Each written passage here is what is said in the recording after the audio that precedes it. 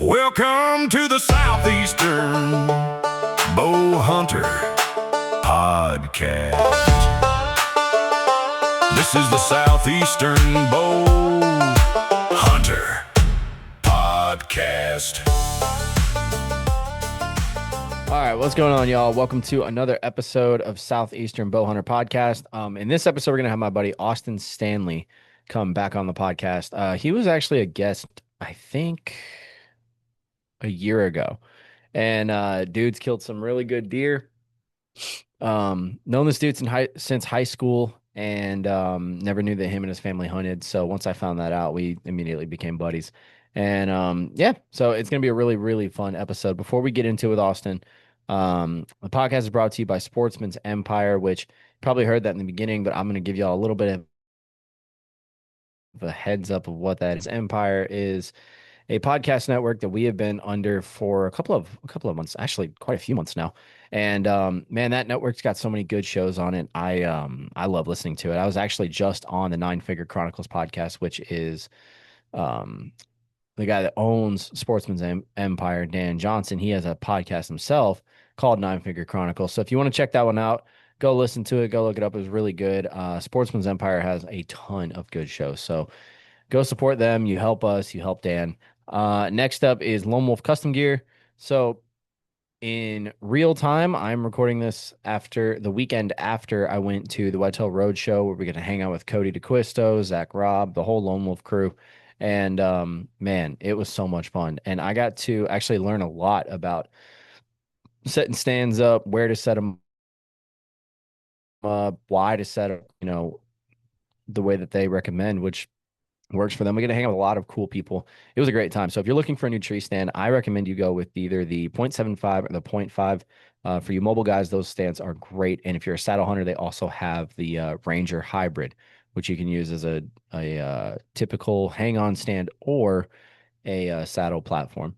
And I'm also running the V2 double sticks. Love those sticks. I was playing with them the other day. Man, I'm honestly, deer season, by the time this episode drops, it's going to be, oh man, I want to say like end of August. So I mean, deer season's like 2 weeks away in podcast land, right? When you're listening to this. So dude, I'm excited. I am. So if you haven't gotten your stands yet, I mean, now is the time. Hopefully they get there before season starts. But yeah, Lone Wolf Custom Gear makes some really good stuff. I absolutely love it, and I think you will too. Next up, Osseo Gear. It's a camo I've been trusting for the past 3 or 4 years. Absolutely love the stuff. I'm going to be running the Leafy jacket this year for early season, and then the mid-weight Sherpa pants, and then also I think I've got the original Raptor camo puffy jacket. I don't, man, I don't know if the new things come out yet, so I'm not going to say it just yet. However, there is something new coming. And also the Lone Wolf Custom Gear Osseo Gear collab is out with I forget if they call it's like the Wolf Stealth Gray or something like that. Um, dude, what Osseo does, in my opinion, is they make the absolute best camo in the game. So if you guys are looking for new camo, go ahead and order it now so you can get it. If you want some late season stuff, go get it so it gets here in time. I trust them, and man, Osseo hasn't let me down yet. Next up, Boutique, best arrow wraps in the game. G5 Outdoors. I'm running the Mega Meat again this year. I'm actually going to be running the Dead Meat V2s as a secondary setup just because I want to see what a well-placed shot does with that. In my opinion, the Mega Meats are the best broadheads on the market. So if you guys are looking for new broadheads, head over to your local bow shop or order them off of g5outdoors.com. And I'm telling you, you won't be disappointed. That Mega Meat is absolutely gnarly. Next up, Prime Archery. Love my Prime Divide 31. Really looking forward to the new bow that's going to be coming out later this fall. But right now, the Prime Divide is absolutely killing it. This bow is by far the best bow that I've personally shot. Surprisingly, I've shot very well with it, even on times that, maybe I haven't shot in a while. So if you're looking for a new bow and you haven't gotten it yet before deer season starts, you're way behind, but Prime's got you covered. Head over to your local shop. I recommend you go to Ace Hardware and Social Circle and go shoot one of the new Primes. What's next? Dialed Archery, the proof man, honestly, there's not much else to say other than it's the best bow sight that's on the market. I absolutely just love what Dialed has done in the past few years, and their product speaks for itself. So head over to Dialed Archery, see everything they have to offer, and see what fits you best. Let's see. Next up, Moultrie. Moultrie cell cams are working fantastic. If you're looking to get some new cams, they've got the new Edge 4, Edge 4 Solar, Edge 4 Pro, and Edge 4 Solar Pro. Um, Man, I, I I really have no complaints about these cameras. They work absolutely flawlessly. Let's see. Next up, Bow Hunting League. If you're not signed up yet, you've probably by the time this drops, you might have like a couple days left. Hopefully that you've already got. I hope that you actually have already gotten signed up. But Bow Hunting League is um, growing quickly, man. There's a lot more teams, it seems like, every single year, and we're very blessed to be a part of that. Along with the league, check out Whitetail Champion. It is a pretty much it's kind of like the bow hunting league, but you pay to have your team enter, and then whoever wins that will actually win 75% of the pot that was accrued, I guess, or that was collected in your specific state. And whoever wins that gets the pot, and you can split it three ways. If you have any questions, just reach out to me. I can give you all the details. Next up, Scrape Doctor. My scrapes are finally really starting to kind of get lit up. Baby G, the deer that I've named like 3 or 4 times. I used to call him Elmer, and I called him Little General. Now I call him Baby G, just as Little General for short. But he's hitting scrapes, and he's not the only one. Got a lot of bucks that are starting to rub the branches. Those licking branches are really crucial early season from what I've seen anyway. So if you're looking for new scrape stuff, head over to Scrape Doctor and check out everything he's got for you. Next up, Victory Archery. I'm running the HLRs. Absolutely love those arrows. No complaints there. Catalyst Archery, high quality stabilizers at an affordable price. Again, not really much to say on that. Brian's always creating new gear, so honestly, there could be some new stuff that I don't even know about that's coming out. But Catalyst makes a really, really high quality stabilizer, and it doesn't break the bank to get it. So I highly recommend you go check those out. And last but not least is going to be Unbound Archery, which is the string company we've been partnered up with. I've been buddies with Nick for like a year and a half now. I'm running the strings. I love the strings. You can do any color that you want, and excuse me.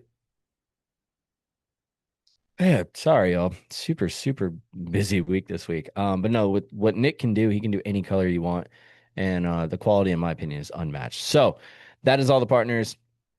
Man, I will tell y'all what Jesus has been doing in my life lately. I just can say that I'm truly blessed, right? I'm not the most faithful when it comes down to listening to his word. I wish I was better, but I will tell you that at the end of the day, no matter what I've done, no matter what's happened or anything like that, Christ is king. And there is nothing that would ever make me deny that. The relationship that I have with him, it's life changing. And man, just the people that he's put into my life that's helped me get closer to him and have a better understanding of what a true relationship with Jesus is like. I mean, I am so thankful for that. So if you guys don't know who Jesus is, um, he's changed my life. He'll change your life too. I normally would say give him a try, but there really is no giving a try with Jesus. It's either you're in or you're not. And I say that in the most simple way that I can because it's like any relationship, you can't just try it out, right? Especially when it comes down to the one who created all of this, who gives us breath every single day. You shouldn't just give him a try. You should surrender your life to him. And I have done that daily. Um, Man, I'm not saying I'm perfect. I still fall, I still make mistakes, but being able to get up every single time I do make those mistakes and be able to turn towards him and know that he is faithful and that I am not forsaken. It's just a very, very peaceful um, it's just a very peaceful feeling knowing that I'm loved by the one that created everything, and he loves you too, and he's waiting for you to come to him and begin your relationship with him. So I pray that you do that. I pray every single person listening to this is able to grow their relationship with Christ or even have a relationship with him. But that is that's what he's done for me. So enough of my preaching, enough of the partners, enough of the intro. man, let's get into it with Mr. Austin Stanley and see what he's been up to. All right, y'all, we got another return guest, Mr. Austin Stanley. Honestly, man, one of the big buck killers that I genuinely respect. And I've known Austin since high school. Dude, I probably dove into it the first time you were on here, but it's we knew each other. Like me and your brother kind of knew each other too. And we just were walking two completely different paths, and I never knew that you guys hunted. And once I found that out, I was like, dude, where it was one of those weird moments where I'm like, where have you been all my life? You know what I'm Yeah, saying? It's like exactly. I've known you guys since I was like, I mean, I've known your brother, dude, since Middle school, I want to say, middle right? school. Yeah, Yeah. yes, like 10, 11. And then I think I met you in high school just in passing and found out that you guys really do know how to kill some really nice deer. And you guys also hunt like 30 minutes from my house, which is Yeah. absolutely crazy. So, man, what has life been like since the last time you were on here? We are just talking about your job and you are in the business of making people have pretty smiles or helping those get so all right, describe what you do because you told me, but I still have questions. So yeah, it's a dental sales job. It's actually with Dentsply Sirona is the company. They're the largest dental manufacturer out there. Um, and I think they cover 40 something countries, so it's worldwide. Countries? Yeah, Holy crap.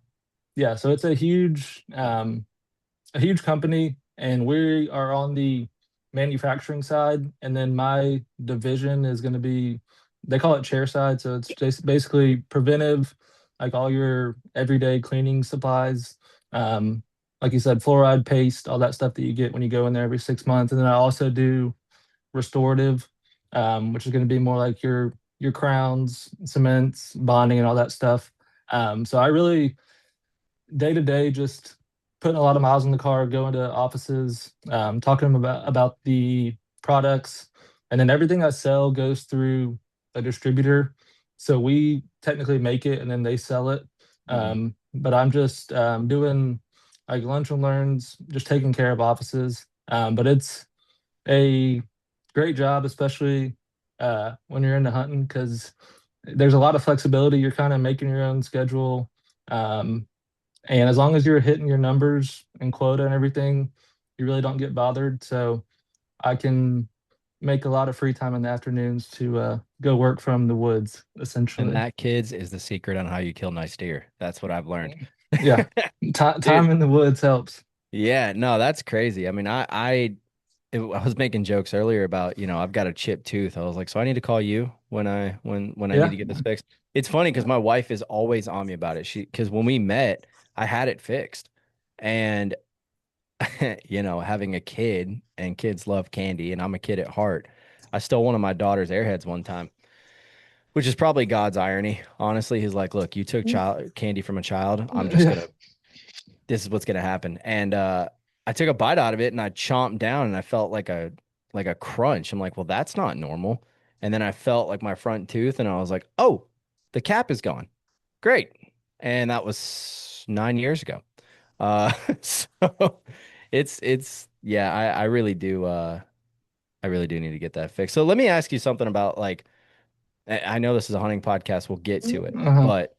but um I know you're not a dentist, but I hope you can answer this. Does mouthwash actually do anything? Because me and Jessica were arguing about this the other day, and I told her it did. She told me it didn't. So, what's the I've answer? heard uh, I've heard both sides of that.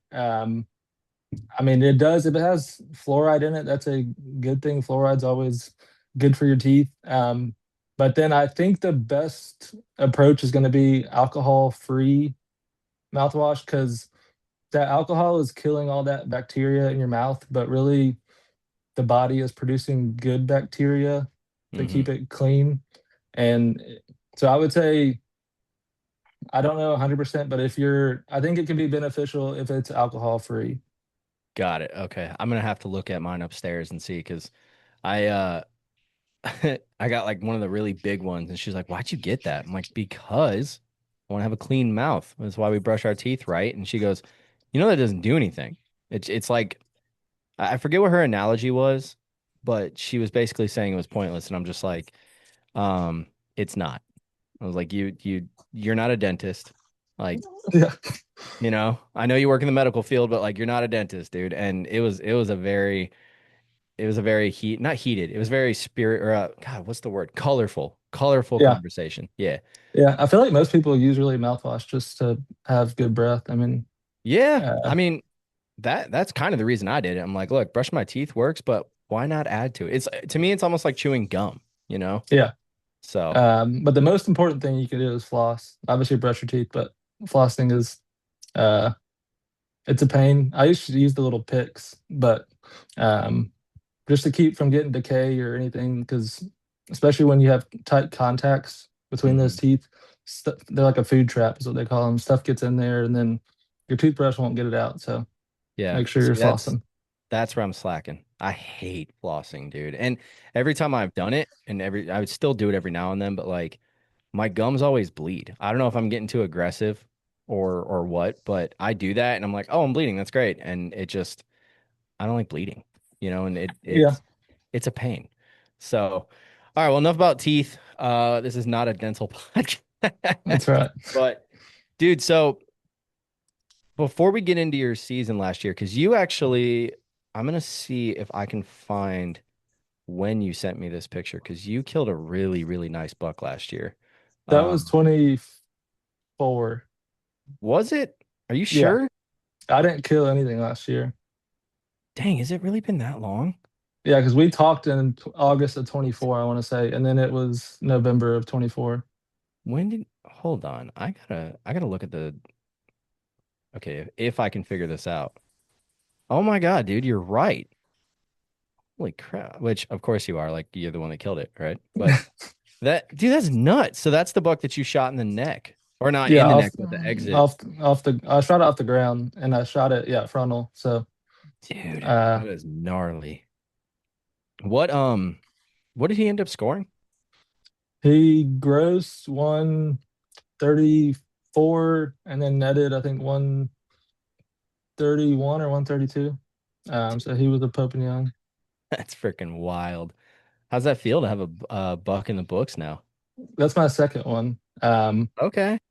But yeah, it felt great. I didn't expect it. Because we had hunted that deer for, I want to say Andrew hunted him hard for a few years. And then he disappeared one year in 23. Then he showed back up in 24.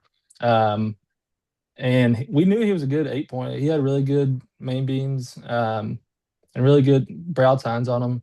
But I didn't expect him to score what he did. I thought he was going to be low to mid 120s. Yeah. Um, but those big brow tines helped. But I have him shoulder mounted. He's got a beautiful cape on him. Dude, he's just a beautiful deer. Yeah. It's crazy like how time gets away from you, because I could have sworn you sent that to me this past spring. And I am sorry that it's taken this long to get you back on. And your Yeah. brother's the same, dude. So I hit your dad up um a few months back, and I was like, hey man, I would love to get you back on, because listen to him tell stories and how excited he Mhm. is about what God's doing. It gives me life sometimes, like Yeah, I'll see his definitely. posts on Facebook and I'm like, John, that's exactly what I needed today, dude. And I know he's been like super busy with stuff, and then dude, yeah, we got you scheduled on here, and it's like I want to get the whole Stanley family on the podcast again. What we need to do is get the three of y'all out here and do an in-person show. Yeah, that would Um, definitely be the way to do it. yeah, so maybe after this deer season, after we've all killed the deer that we're after, we'll do like a round table, and y'all can just tell me pretty much what I've been doing wrong my entire hunting career. Hey, let's do it. Um, But yeah, he's been busy. He's leaving in, I want to say 2 or 3 weeks to go to Alaska on his bear hunt. ooh, okay. What is he going? He's going for Grizz. Black bear. Ah, okay. So he's Uh, going to I think it's Kodiak. dang. I'm pretty sure. I know he's got to take a float plane in. Um, and he's got a bear tag, a wolf tag, and maybe a deer tag. He has one more tag. I can't remember what it is, but Yeah. his main goal is a bear. Sheesh. Old man ain't playing around this season, is he? Oh, I know. That's right. Dude, that's crazy. So what if all right, well let's talk about your season last year. So what happened? Because from my personal experience, last season was a complete dud. It was one of the hardest seasons I've personally ever hunted. Really warm rut, tons of acorns, deer weren't moving. I mean, what were you guys seeing out there? Um, so I guess I'll take it back to 24 real quick because the past 2 seasons I've had you could say I guess injuries right before the season because in 24 this was the season actually started and this was in late September. I randomly started getting like a pain in my leg and then over like the course of a week it got so bad to where I couldn't move it and everything. So I went to the hospital, ended up staying there for a little over a week and had this really bad just bacterial infection. They don't know where it came from or what caused it, but I ended up having my left thigh cut open probably 7 or 8 inches to remove some stuff. Good And Lord, then, dude. so yeah, got a nice scar from that. And then I got released and I stayed at my parents' house for like a week. And of course, the whole time I was there, getting all these shooter bucks on camera. Yeah. Um, and then I was itching to get out there. And then my first hunt was probably 2 weeks after I got out, and I was walking in the woods with a cane and just hunting from the ground. Um, That's awesome, dude. and then I a few love that. weeks after that, was able to get back in a stand, and then killed that killed that buck in November. I climbed up that morning, just in a little funnel between two bedding areas. Um, and was only in the tree for probably an hour and a half and just got this like gut feeling of that I needed to move. Um, and from past experience, and especially once that one worked out, I've learned to, they always say trust your gut, but I know like, especially in hunting, it's sometimes seems like a lot of work or it's hard. Like you're having to move spots or get down or do this or that, but typically it's right. So I trusted it. I climbed down and um, I was going to move about 150 yards down this little funnel and was kind of slipping through with my climber on my back and got to where I wanted to get to. And I had seen, I think, like 4 does at 80 yards or so across in front of me. And I was about to climb this red oak and I heard like a pretty loud grunt within probably 100 yards from me. So I had to stand off my back and had my bow, and then I just started to kneel down behind that tree. And then finally, 5 minutes later, I saw that buck. I heard him again, and then he popped out of some privet. Um, and I think there was a doe and maybe another small buck with him, but he was probably 80 yards and started coming my way and he never saw me. And I thought he was gonna kind of walk parallel to me, and I was gonna have a shot at like 30 yards. But as soon as he got basically perpendicular to me, he turned and started walking right towards me. And I was behind the tree, so just my right arm and my bow were sticking out from it. But so I just slowly drew and got to full draw, and he kept coming. Then he stopped by himself, perfectly facing me at 12 yards. Um, and I put it right below his throat patch and hammered him. He ran maybe 60 yards. Um, and the broadhead was just about poking out of his back ham. So, I mean, it went all the way basically through him. Good Lord, dude. You know what you need to do? You need to get one of those fourth arrow bow mounts for your phone.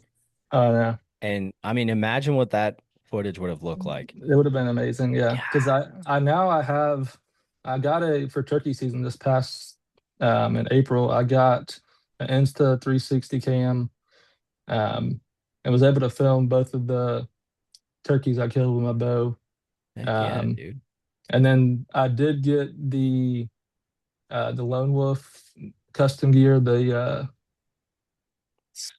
razor arm, I want to say it is. Yeah. And I got the little phone mount for that, so I'll be able to have the 360 going just in case, but then hopefully be able to get some a little bit better video with my phone on that thing. So next year, you have got to come with us to the Whitetail Roadshow and come hang out with the Lone Wolf guys. Dude, Would love to. we went this past weekend and it was it was such a good time. And like the stuff that you learn just hanging out with those guys, it was crazy.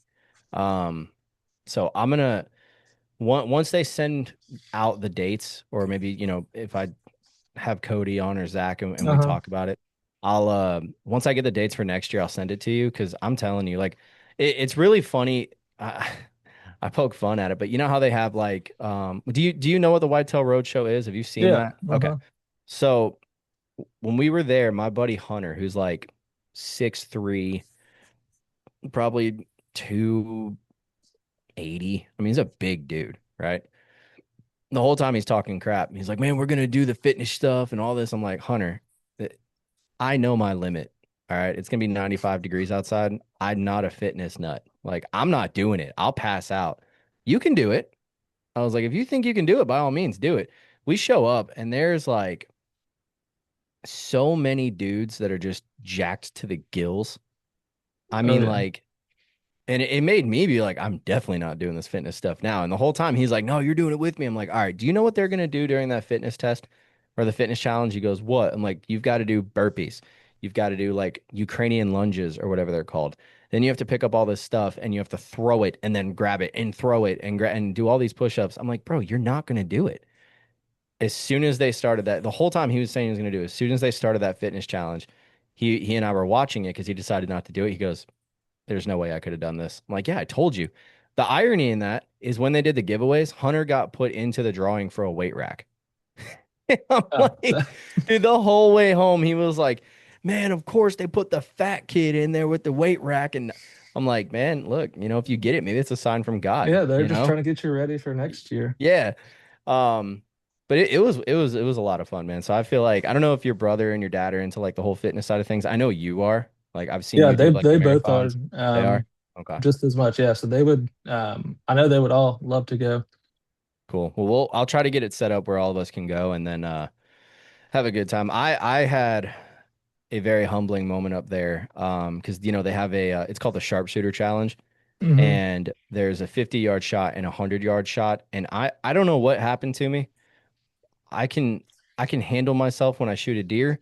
I can handle myself shooting with other people. I get nervous, but like not bad, right? Uh-huh. Dude, AJ was up there and he was talking all types of crap. And he's like, look, I'm a bee talking crap in your ear. So don't walk up with a $2,000 setup and give me a $20 shot. And I think he got in my head because as soon as I got up to shoot, my right hand, when I went to clip on, I kid you not, I had Parkinson's. I was like trying so hard to clip on. I finally got clipped on. 50 yard was a good shot. I go over to the 100 yard, still have Parkinson's, get clipped on, draw back, and the way that my sight is set up is I can go to 100, but I'm pretty sure that my fletchings would hit the scope. Yeah. So in the probably 30 seconds of all of this happening, I was like, all right, well, if I put it on 85 and use my second pin, that's going to be 100, like 105, which Hmm. that's not the case. It'd be 95. So I'd still hit low, but my brain just was not working right. And so I put on 85, I draw back and I completely whiffed the shot because I used my top pin and it felt good. And all I heard the guy next to me say was low. And I was like, dang it, dude. I just gave them a $20 shot and I've got like a $2,000 set. So it was a lot of fun, dude. But yeah, you guys would really enjoy it. Plus the things they teach you guys, or not even you guys, but like the things they teach at this event, it I don't think I've ever been so confident going into the season. So if y'all are Yeah, definitely. interested, we can make it happen. Yeah, there's a lot to learn. And just when you think you know it all, you'll learn something new. So Oh yeah. I learned so much just pulling Cody aside and was like, hey dude, I've got this spot. This is what I'm thinking. This is what it looks like. What would you do? And I was like, I'm thinking about trying to cut these deer off from their travel route. And I explained the whole situation to him. He's like, that's exactly what I would do. So hearing that, I don't know, man. Have you got cameras out yet? uh, just running them like on minerals and whatnot. I'll probably go this weekend and kind of start to move them towards um, yeah, travel routes, some mock scrapes. Okay. kind of stuff like that, just to uh, kind of get into like the more of the season mode of places I'll actually be hunting and whatnot. Yeah. So have you seen anything on camera yet that's got you like, oh, dude, it's gonna be a good season? Or Yeah, there's a handful of good ones. And then the main deer that I'm after that I've hunted, I want to say for very hard for the past 4 years now. I mean, it's been well over probably over 150 sits, but he'll be 9.5 this year.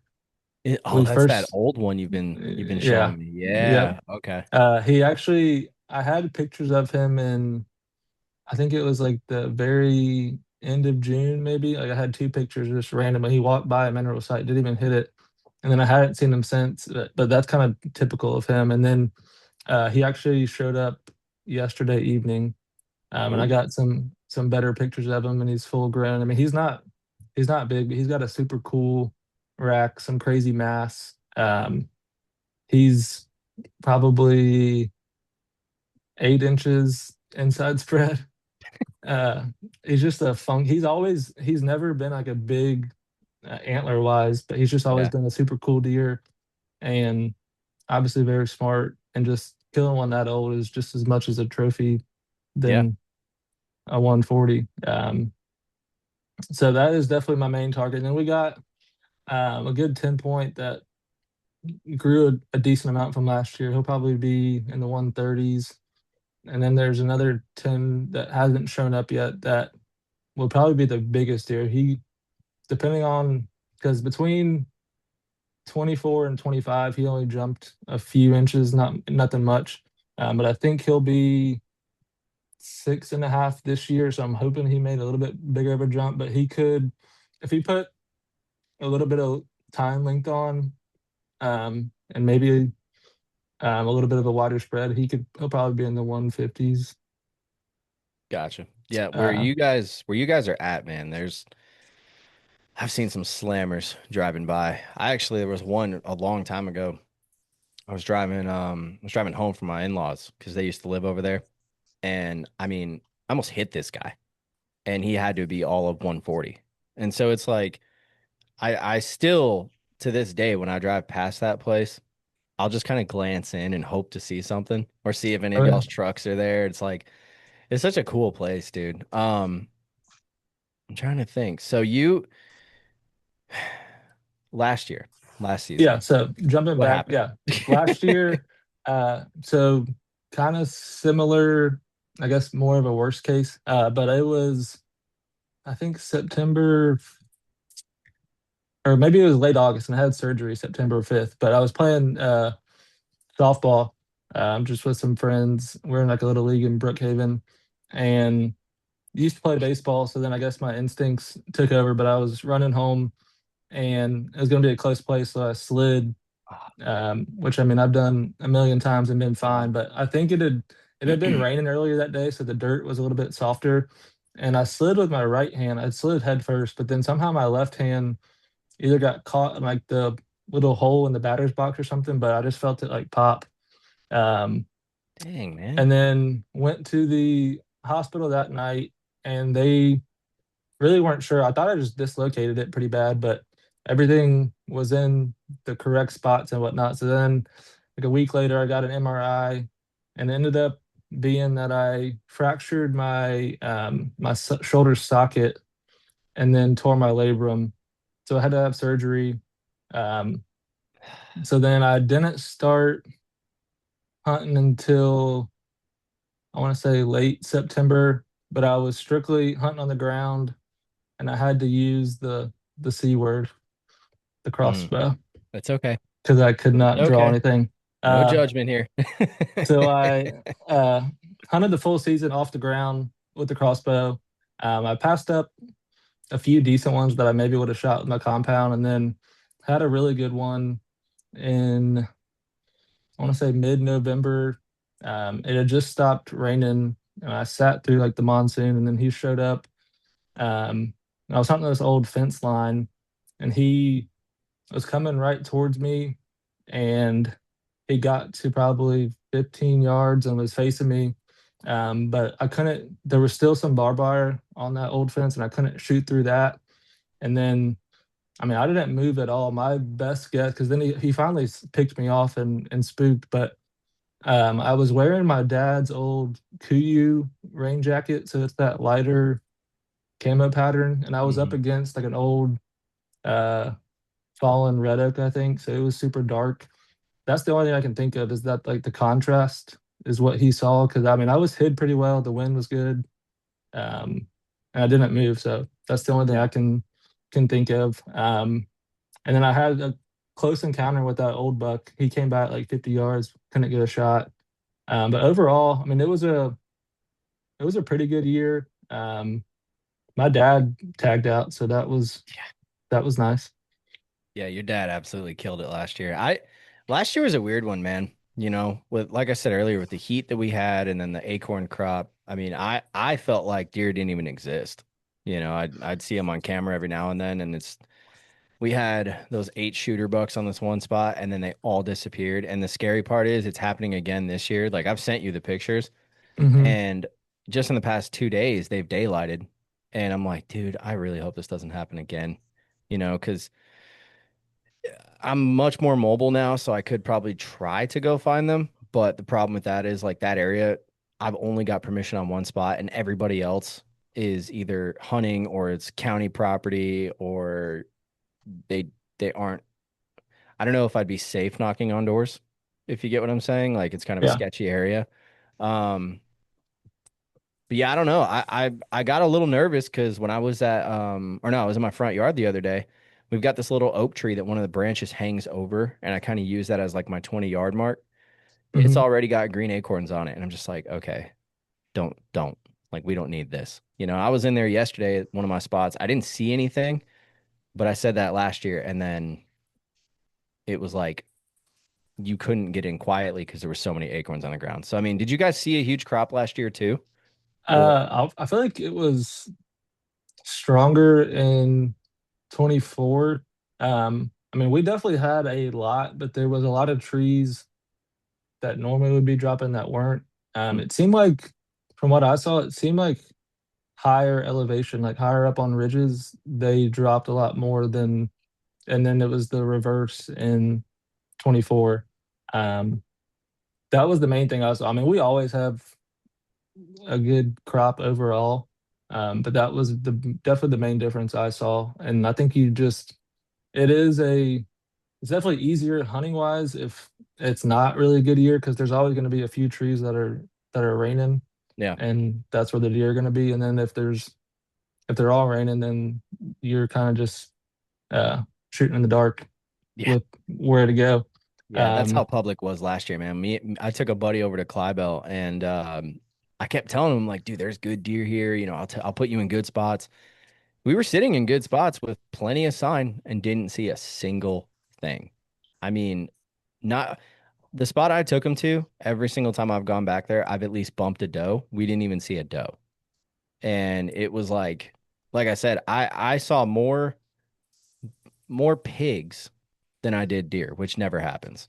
You know, so I don't know. I like I said, I chalk up last year as a wash. Um, and hopefully this year is not like that. So are you guys um is that club the only spot that y'all are hunting right now, or do you have other spots too? yeah, I mean, at least deer hunting wise, that's it. But then this year we did get drawn for Kansas, so we will be going Okay, November 8th, I think, to like the 15th. dude. So I'm super excited about that. Got it. So what we're gonna do is next spring you're gonna come back on and tell the story about how you killed a 200, and he's gonna be in the background. You're gonna have to have the rack, so you're gonna have to have the laptop working so you can fit the rack in the frame. That's Okay. right. Dude, that's so sick. See, I those out of state hunts, man. And you guys went to didn't you go to Wyoming with the Yeah, boys too? that was the elk hunt. Yeah. Yeah. That oh, my shirt's coming apart. That's nice.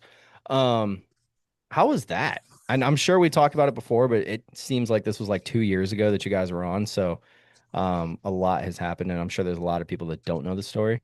I mean, what was Wyoming like? It was I mean overall it was a an awesome trip. It was um, a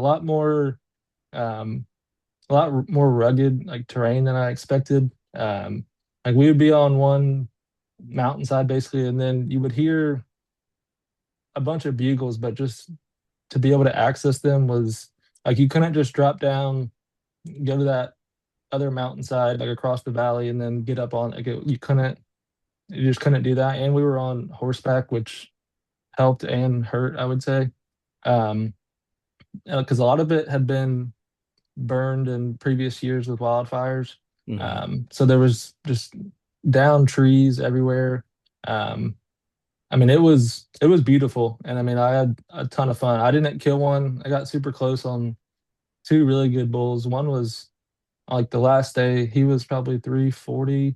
I want to say he was a 340, 360. He was a really, really big bull. Good Lord, dude. Um, and that one I actually kind of took into my own hands because the guy I was with, we were on a mountainside, and I had spotted him. I don't know, probably 1,000 yards away on this other mountain, and I asked him, I was like, "Do you mind? I'm just gonna go after him. Like, I got nothing to lose." He's like, "If you can get over there and safely and whatnot, go for it." So he kind of stayed back and just spotted for me. But there's no cell service, so he said if he spooks, I'll bugle at you just so you know and just come meet me. Mhm. Um, so I dropped down this mountain, basically just slid on my butt the whole way down, um, crossed the creek, and then was working up this really like rocky, almost like ravine or like an old rock slide, and got to within probably 200 yards. And the wind was perfect. It was pulling down that little ravine. And then all of a sudden, I felt it hit my neck. Mm. Um, and he was with, I think, 15 cows. And as soon as that happened, one of them smelled me, and then they all took off. Um, so Andrew ended up killing one. So that definitely, it was nice to not walk away without anything. But I Yeah. mean, even not killing one, I had such a good time. I mean, I would love to go back and just to get to experience that, and just that really that landscape and everything out there. It was awesome. So do y'all have any plans to go after muleys out west? We have a bunch of points built up because every year we've been putting in for preference points for elk, mule deer, and whitetail. Um, so we definitely have enough points. We don't have like a trip really planned or like a specific year that we're going to, but I'm sure in the next 5 years we'll definitely be planning something because that I would say elk is probably my number one, and yeah, mule deer is probably number two. I got Um, you. yeah, man, if I could knock both out in one trip, that would be great. But yeah, spot and stalk mule deer hunt would be awesome. Yeah, it's kind of starting to sound like you're more of a ground pounder than a tree stand guy from from the past couple of years. Yeah. Um, what is so obviously, we hunt Georgia mostly. What is like the main thing? And you can do this, you can answer this per, I guess, I don't want to say per season, but per section of season. So, we got early Hmm. season rut or early season pre-rut, rut, late season.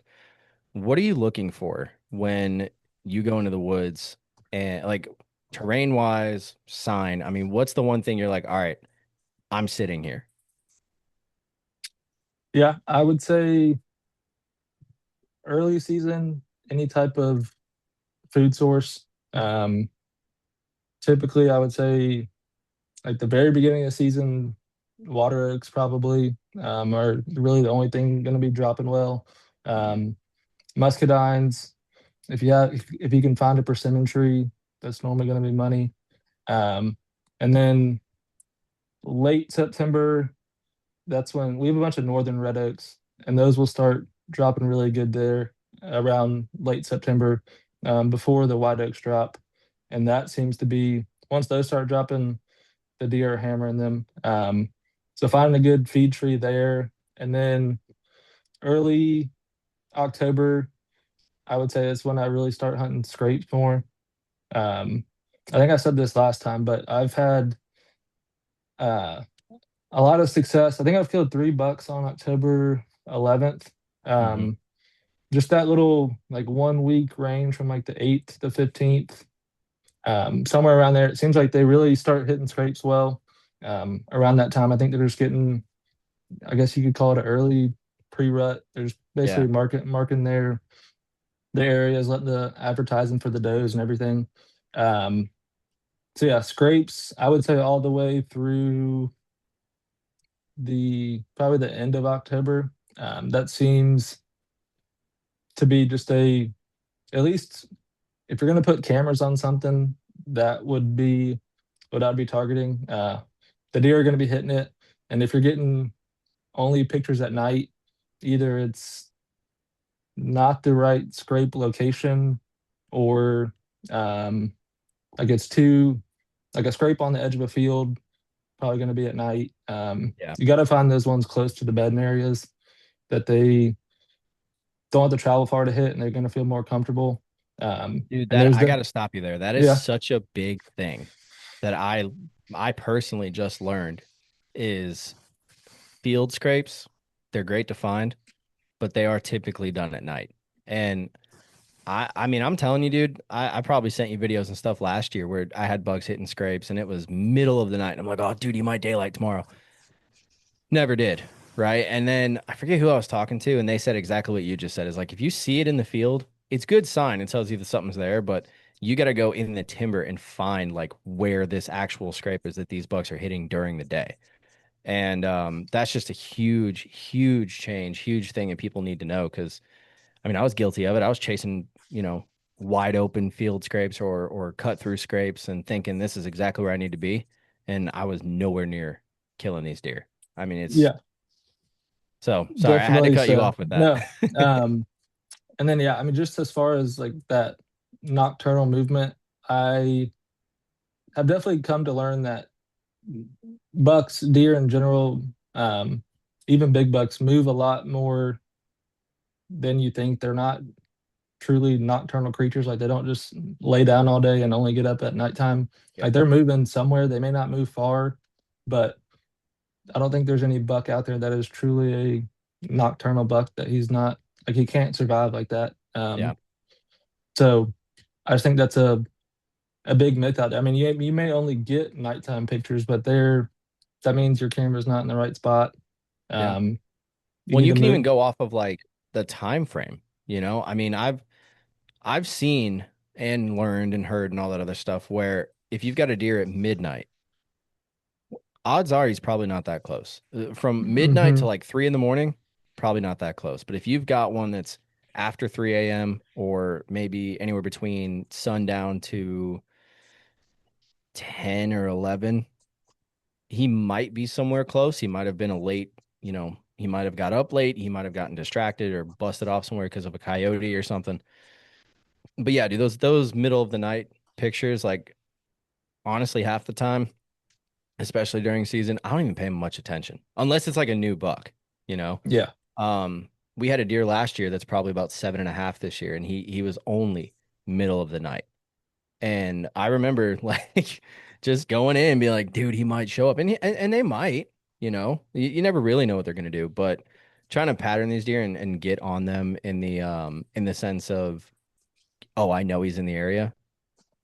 Middle of the night pictures are not gonna be what does it at all. So I completely agree with that. That's another dude, you're on top of it.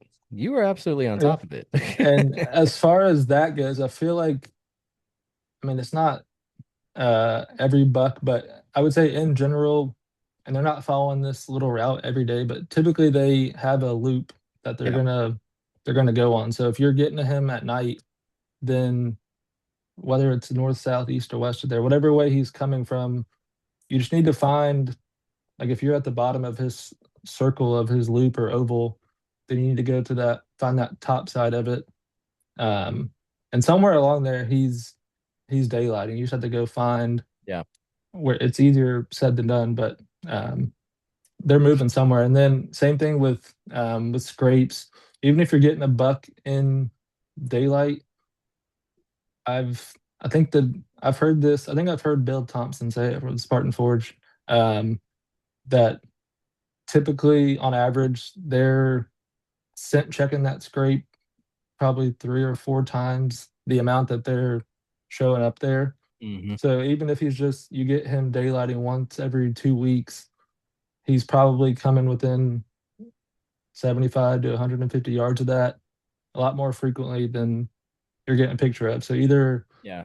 you're going to hunt that downwind side of that scrape, or find a good little faint trail on that downwind side, put a camera there, and I'm sure you'll get him more times than he's actually coming to the scrape. Because if he scent checks that scrape and doesn't smell a new buck, a another dominant buck that's kind of intruding on him, or a hot doe, and he smells basically himself on it, then there's no reason for him to go freshen it.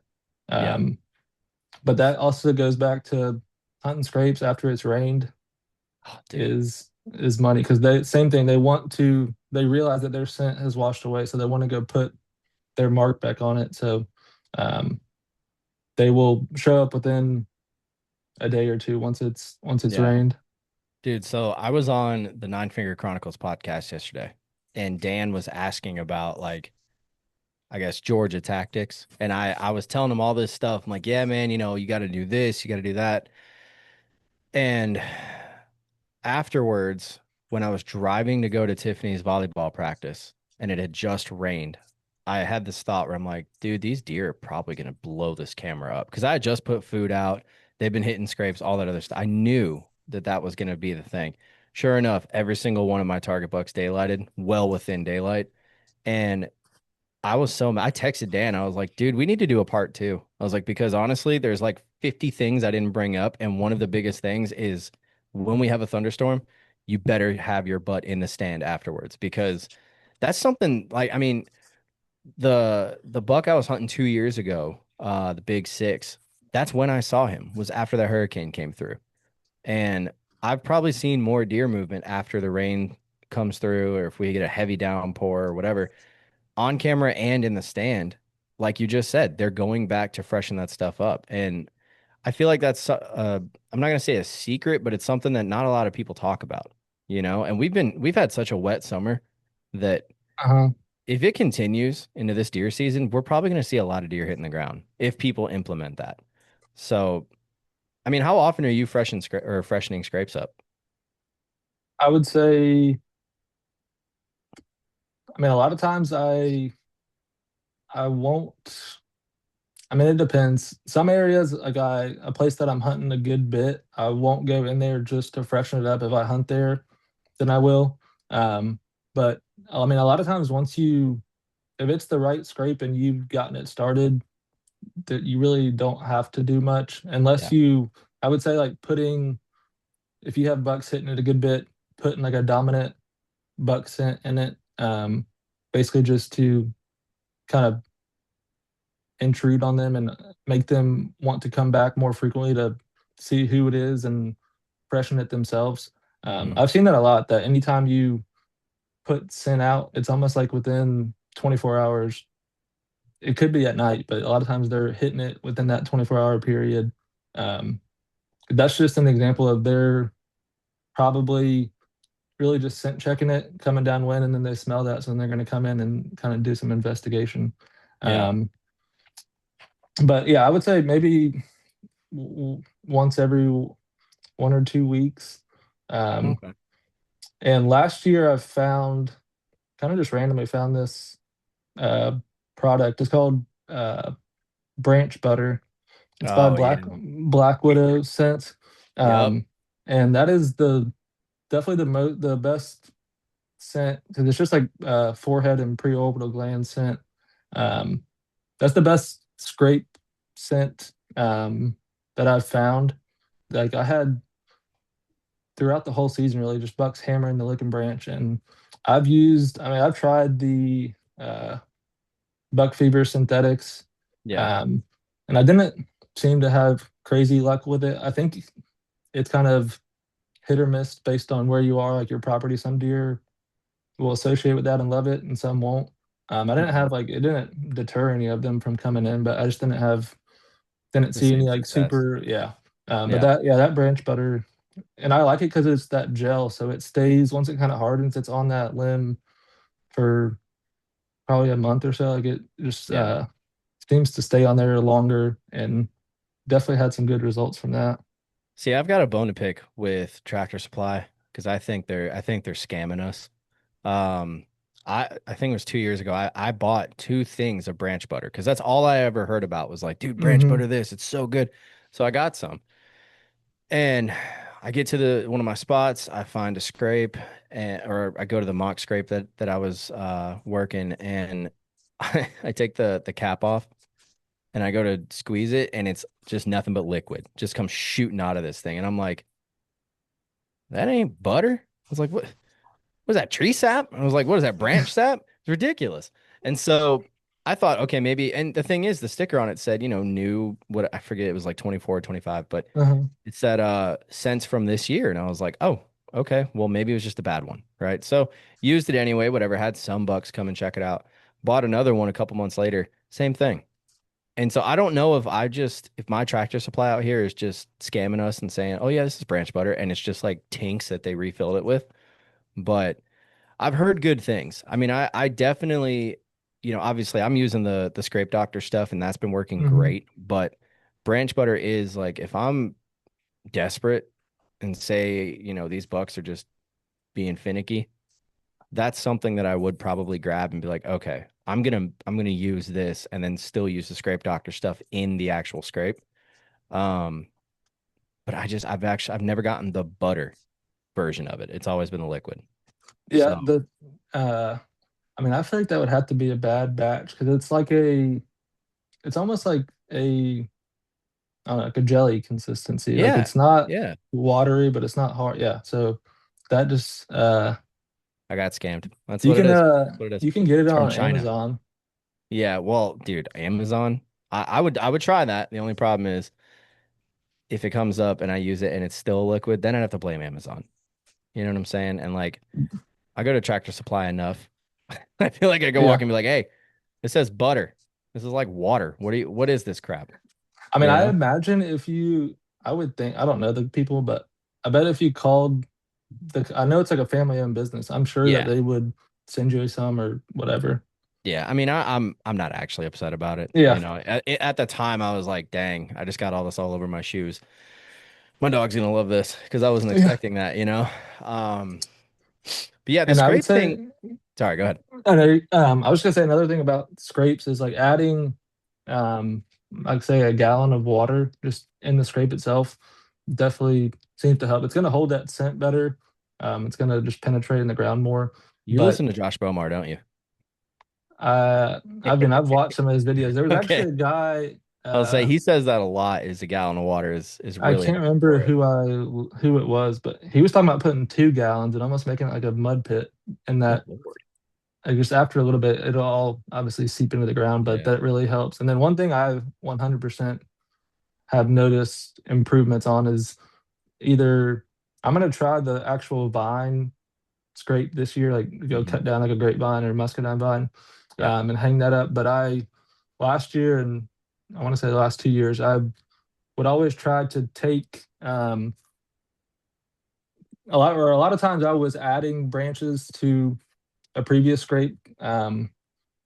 Preferably, I would go find like an old scrape, or even if it's a good scrape that I in a spot that I don't really want to hunt it over, just Hmm. cut that down and don't touch the end of the licking branch, but then move that to a more preferable location.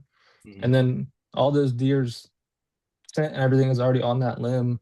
Um, so then put that up with, I found zip ties seem to be like an 18-inch zip tie. Yeah. Um, and then in places that you can take one of those bigger licking branches and break it to where it's vertical. And that's the biggest thing. I don't know why they like it so much, but anything, and that's why the vine people say it works so well. Anything vertical just seems to really, really pique their interest. Like they just like it, Yeah. they like it better. Dude, it's so funny you say that because actually one of the scrapes that they've been hitting lately at this one spot, um, I broke it, not fully, but I broke it enough where it was at the right level, sprayed it, Hmm. whatever. They start hitting it, and now I look at it, like I saw it yesterday and it was vertical, and they keep on hitting it. So it's funny you point that out. I never even noticed that until you just said that. So that's just another thing. I mean, I feel like the scrape stuff is pretty interesting, because I've had arguments with guys before about like a deer's nose. I used to think that, oh yeah, you could totally beat a deer's nose. Just use camo dust or just use nose jam or whatever. And it's like after really thinking about it and after talking with like Cody DeQuisto and other guys that they care about their scent, but they're not using all the gimmicky stuff Hmm. and they're still successful. It kind of took me down a rabbit hole of figuring out that a deer's nose is so strong. There's nothing that's going to beat it. You'd have to be wearing a full rubber suit, have your face completely covered. Like, I feel like we'd have to look like the minions, having like the Yeah. goggles and stuff. And good luck with that in 95-degree weather in Georgia. You'd probably die. So, Yeah, how, you definitely can't beat it. My thing, I mean, I'm pretty I guess anal about scent and whatnot. yeah. I'm not under the impression that I can beat it, but I think you can dampen it, you could say, to where Oh, yeah, they for sure. think you're farther away or you were, it's just not that they're not getting that full whiff of like, oh, this is a human, he's right here. Yeah. Um, Well, so I think mean, about how many times deer smell people, you oh know? yeah. And it's like I've had it been told to me before where it's like the deer probably knows that you're there, but still makes the conscious decision to go in because they don't feel like you're a threat. And Yep. that's the biggest thing. Plus, a lot of guys don't pay attention to the wind, and that is the biggest thing. Like right now, all these deer the deer that I've sent you pictures of, they pretty much only daylighted on a west wind. That's the worst wind that I could have for the spot that's already preset. Hmm. So I've been racking my brain for the past couple of days. It's like, okay. And I looked yesterday for some trees I could get into. It'd be a gamble and I'd be like right on top of their trail. But I mean, sometimes that's what you have to do. If you've got a dominant wind that's just consistently going, sometimes, like you were saying, you were on the ground for some of these deer, you had to move. You got the gut feeling that you had to move. It's kind of the same thing. You can't just stay in one spot. Which that gut feeling stuff, dude, I'm telling you, more people need to listen to that because I think what that is I think that you're subconsciously picking up on something and your body's reacting, but your brain is like, why do I feel like I need to move? But your body's basically saying, like, hey, bro, I noticed this like 10 minutes ago. You need to get out of here and go down this way. And Yep. it gives me a whole new perspective on like being in the woods, because natives did it. Natives killed all the time. And I mean, I feel like we're trying to be on the same level as that, but now we have all this technology that people are like, oh, put this ozonics thing up in the tree. They'll never smell you. And it's like, dude, no, they can smell that too. It's just, does it spook them? You know what I mean? Yeah. So, Um, and yeah, I mean, like kind of like you said, like with the wind, I mean, if they were spooking at everything that they smelled, I mean, they probably smell coyotes daily, oh yeah, but they know when it's a threat and when it's not. So there's definitely a fine line. And then like what you were saying, I mean, people call it like an off wind or a quartering wind, whiskey wind, um, to where you're trying to put it in the Bucks' favor, but also your favor. Like you're definitely flirting with he's either going to bust me or he's going to come in. yeah, Um, I mean, I've done that several times, and especially in Georgia, I would say you really only want to sit that if it's a uh, 7 to 10 mile, like a steady wind. When it's anything under that 5 mile an hour, it's just that light and variable. It's going to be mhm. swirling, Oh dude, going who knows where. Georgia's the worst. I Yeah. told Dan that yesterday. I was like, yeah, when you're in Georgia, I've got 4 apps that tell me wind direction, and they're always wrong. They always say different things. Then you go there, and it's like, I mean, it's such a drastic change, man. Yesterday, when I was in there and walking out, it was a west wind, but when I was in the actual timber, it was the east wind. And I'm like, okay, something in here is causing this wind to bounce around, Hmm. and that I think is. And again, I've never hunted the Midwest. I've been out there. I've paid attention to the wind. I've paid attention to the wind out in the West where it's all flat and well, not flat, but you know what I mean, like plains and stuff like that. I think figuring out what your wind is doing in the South is probably the biggest key to going from sometimes seeing deer and maybe killing one every now and then to being consistent and being like, all right, I can get on top of this. You know what I'm saying? Yeah, So 100%. it, And that's a good point that like throughout the summer, spring, and even during the season, I really never hunt presets. I mean, I pretty much hunt a different tree every time I walk in. yeah, Um, but if you have presets or just an area that you'd like to hunt, just always have either milkweed or your little wind checker with you. Um, Look at your app, see what they say, different times of the year and everything, and just have that with you all the time and always just be checking to say, oh, if it says east, but it's blowing west here, yeah, so something's happening. Whether it's thermals, the way the ridge runs, it's carrying that wind. Just to, if you, especially, I mean, if you can go in there and hopefully get your predominant wind, like a northwest wind, and see how that acts, then you're just setting yourself up for success, or at least knowing like, okay, I can't hunt this tree if it's northwest. I need to be, it's really going to be more of a northeast wind, so I need to be over here. Just those small details that add up to yeah. really getting the job done. Well, I mean, it's woodsmanship. Yep. It's just I feel like that's kind of opening the door into it because I mean, I was learning recently that you could figure out a buck's directional movement by his rubs and where the Hmm. scrape, when he paws at the scrape, where the dirt goes, like whatever direction that is, he went the opposite. It's just there's so much to it that I feel like I know I personally never knew, and that a lot of people really, if they pick up on it, they're going to be more successful, you know? But man, look, I hate to have to cut this short. Um, because I know there's still tons of stuff that we could talk about. We could sit here and bounce ideas off each other all day long. But dude, thank you for coming on. I listen, I just want to ask you one thing, one last thing. And I'm sure your wife would probably appreciate this too. Let's not hurt ourselves before season this year, okay? Hey, No I'm injuries, gonna. dude. I I'm hoping because I I then the year in 23, that's when I got Rabda. So hopefully it was a 3 year little window of things coming through. So I'm hoping that all that's yeah. in the past. But I'm gonna Just no do my softball, best. nothing dangerous, man.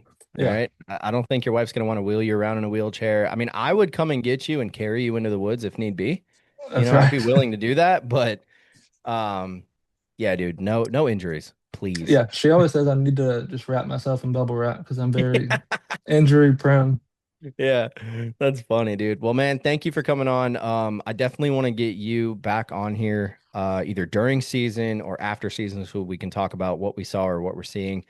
And yeah, we need to set something up to get the entire Stanley family over here to do an in-person podcast. That would be really, really sick because I'm sure your dad's got some stories. I need to text your brother. I haven't talked to him in like a very long time, so I don't even know what's going on with him.